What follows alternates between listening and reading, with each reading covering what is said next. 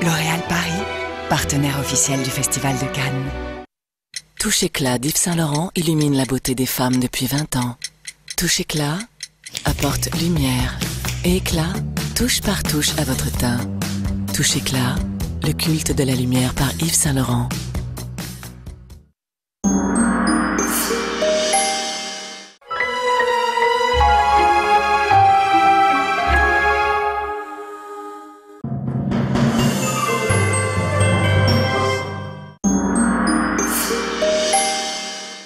Du festival sur le tapis rouge, Kristen Stewart qui est revenue voir le film de David Cronenberg avec Robert Pattinson, son collègue de Twilight. Elle est venue, comme Robert Pattinson était venu voir il y a quelques jours sur la route, elle est venue ce soir pour voir le film de Robert Pattinson, Cosmopolis, le film avec Robert Pattinson, le film de David Cronenberg.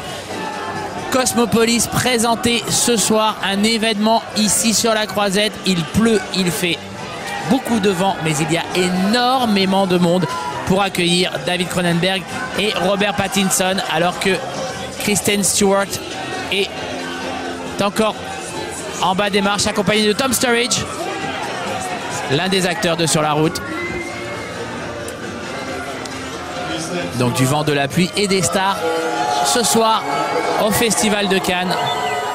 Kristen Stewart qui n'a toujours pas signé d'autographe, ça a un peu énervé les fans. Mais le but du jeu étant de laisser la vedette à Robert Pattinson et à son film Cosmopolis.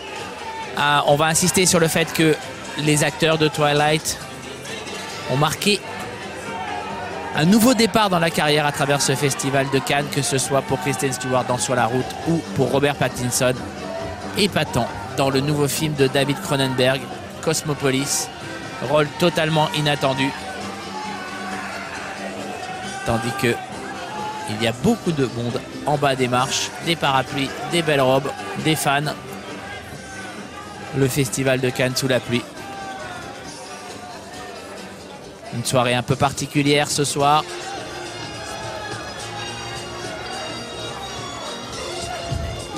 Vent souffle sur la Croisette. Kristen Stewart donc qui a accompagné Tom Sturridge en haut des marches pour la projection de Cosmopolis. On la voit encore en bas des marches en train de se faire photographier.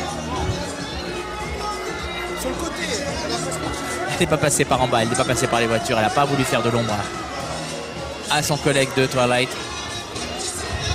Accueilli par Thierry Frémaux, Kristen Stewart, juste venu voir le film, tranquillement, sans voler la vedette, à Robert Pattinson. On va vous parler de Cosmopolis dans un instant, le film de David Cronenberg, l'adaptation du roman de Don DeLillo. Voilà donc Thierry Frémaux qui accueille Kristen Stewart et Tom Sturridge. Ils vont rentrer dans la salle dans un tout petit moment. Tandis que les voitures continuent à arriver en bas des marches.